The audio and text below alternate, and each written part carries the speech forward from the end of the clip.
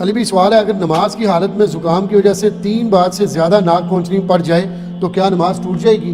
یہ فقہ حنفی نے مشہور کیا ہوا ہے کہ جی آپ نے 3 دفعہ اگر ہاتھ اٹھا لیا تو آپ عمل کثیر کر لیں گے، اور عمل کثیر جو ہے نماز کو مکروہ تحریمی واجب الادا کر دیتا ہے. یہ اس کے پیچھے ان کے پاس کوئی دلیل نہیں ہے کتاب و سنت سے، یہ محض ان کا باطل مسئلہ ہے.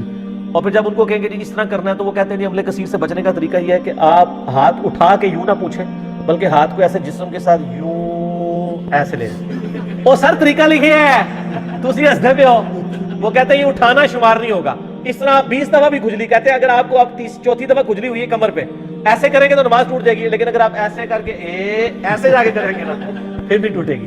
سر یہ لکھا ہوا ہوتا، نہ لکھا ہوا تو آپ مجھے پکڑ لیں، آپ درہ مختار کھول لیں، بہار شریعت کھول لیں، بہشتی زیور کھول لیں، انہوں نے طریقے بھی بتائے ہیں. سر ایڈی اوکھی رکھو، اس تو بندہ کوئی کہے گا یار میں نماز پڑھ ہی رہا، ایڈی اوکھی ہوگی زکام. آپ نماز کے اندر ضرورتاً کوئی بھی کام کر سکتے. وہ صحابی کہتے ہیں اگر مجھے یہ یقین ہونا میں اس بیماری سے بچ جاؤں گا تو ابن زیاد میں تجھے حدیث بھی نہ سناتا، لیکن مجھے پتا ہے اب تو موت میرے سامنے ہے تو اب مجھے کوئی ڈر نہیں رہا.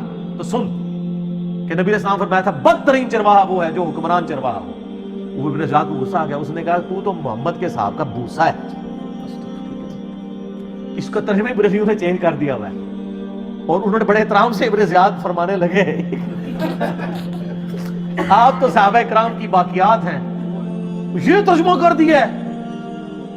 مجھے بڑا دکھ. اچھا مجھے نہیں پتا تھا کہ بریلوی یہ حرکت کریں گے، جو بندی اہل حدیث نے صحیح ترجمہ کیا ہے تو وہ یہ ترجمہ کرتے باقیات ہیں. اس نے کہا بھوسا ہے، کیونکہ اس کے آگے الفاظ ہیں بڑے غصے میں. ان کا بھوسے ہم لوگ نہیں، بھوسے تو تم لوگ ہو جو باقی بچ گئے ہو.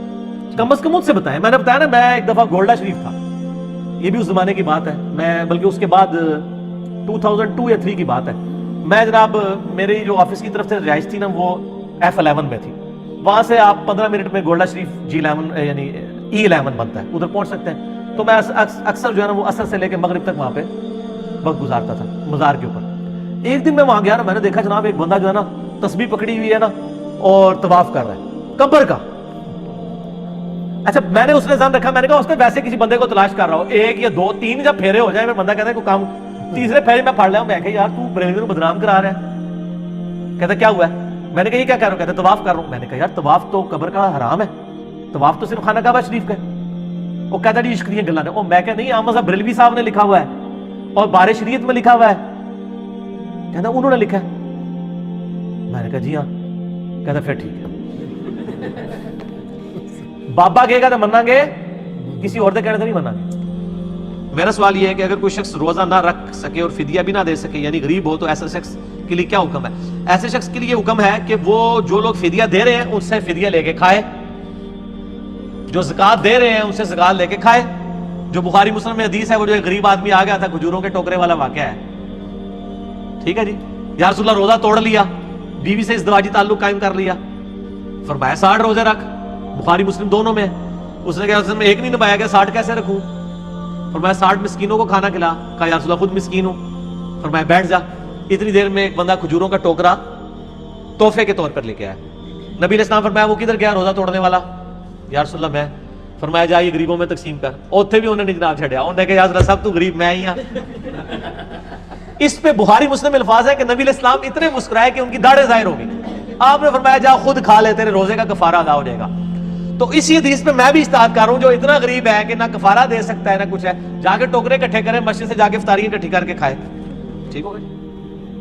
تو یہ لوگ یہ باپا جانی کے مریدین بیان کرتے ہیں، وہ کہتے ہیں نہیں میں روزہ شریف پہ حاضر تھا تو جب میں نے سلام عرض کیا تو اندر جعلی شریف سے جواب آ گیا. یعنی یہ جواب نہ سیدہ فاطمہ کو آیا کبھی، نہ مولا علی کو آیا، نہ سیدہ عائشہ کو آیا، نہ کبھی ابوبکر عمر کو آیا، باپا جانی کے مریدوں کو آ گیا.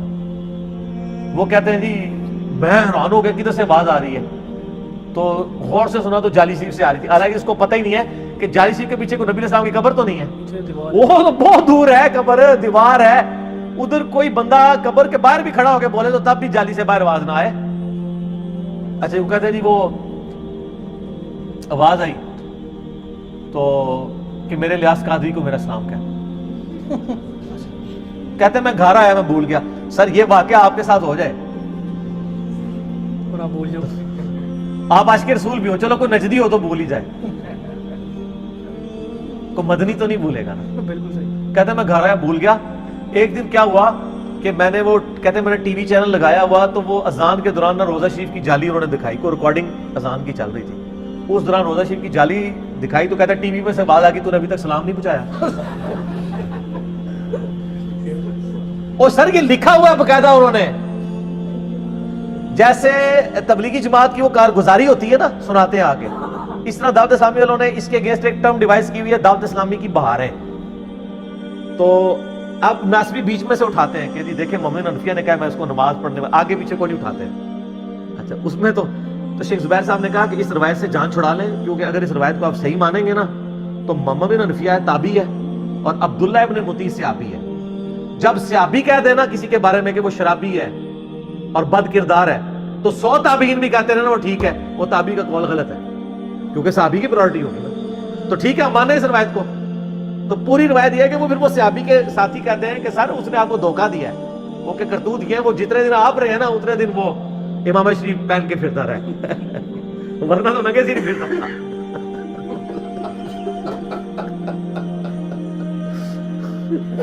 آپ کو دیکھ کے اس نے امامہ شریف باندھ کی نمازیں پڑھی ہیں, مطلب لگے سر پڑھتا تھا پہلے, یعنی میں آج کے دور کے اعتبار سے بات کر رہا ہوں. ٹھیک ہو گیا. خصوصاً ایسی مسجدوں میں یعنی جہاں پہ آپ دوسرے مقطع فکر کی ہیں اور آپ کے اگر ارد گرد آ کے ایسے بندے کھڑے ہو گئے ہیں تو آپ کے ساتھ کوئی بھی ایکٹیویٹی پرفارم کر سکتے ہیں. ٹھیک ہے. وہ ہمارے وہ شہزاد بھائی نے ایک لطیفہ سنایا تھا, کدھر تھی, کراچی تھی وہ بڑی شیعہ کی مسجد, ایک شیعہ بھائی جو ہے وہ دیوبندیوں کی مسجد میں نماز پڑھنے کے لیے چلے گئے. تو مسجد تھی وہ سٹانچ قسم کے دیوبندیوں کی نا. اب آپ کو پتا ہے شیعہ رفع الیدین سے نماز پڑھتے ہیں اور ہاتھ چھوڑ کے, حنفی جو ہے بغیر رفع الیدین کے پڑھتے ہیں اور ہاتھ نیچے باندھ کے.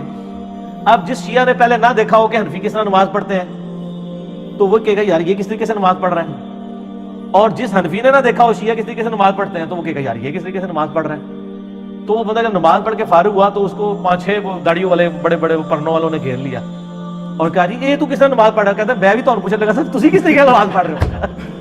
کہتا میں بھی آپ سے یہی سوال کرنے لگا تھا کہ تسی کس طریقے سے نماز پڑھی ہے.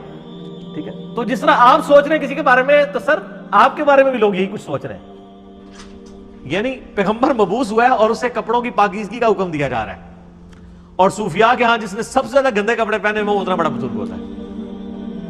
Point to be noted.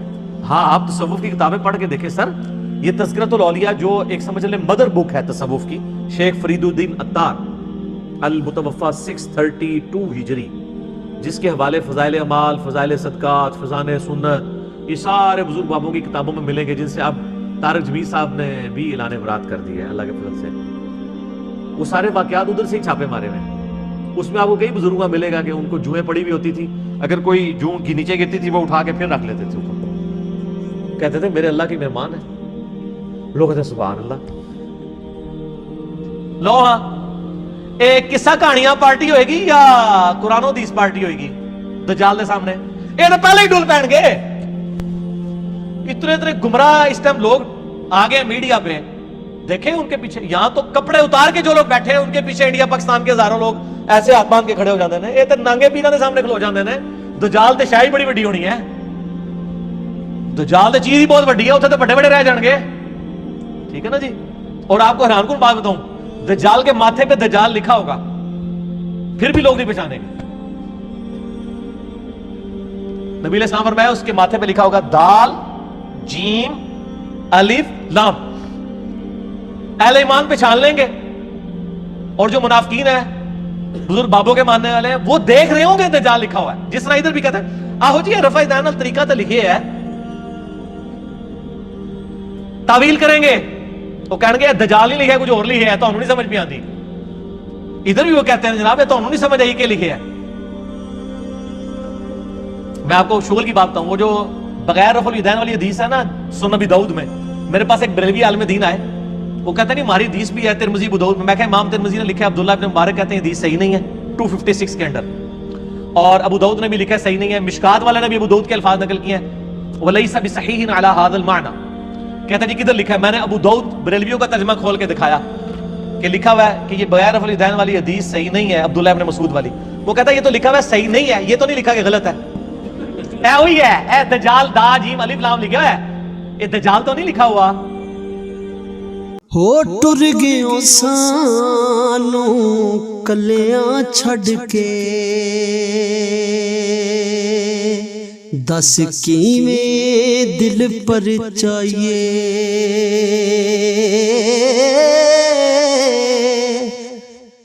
लागेओ जेड़ी अग विच सीने हुण कादे नाल बुझाइए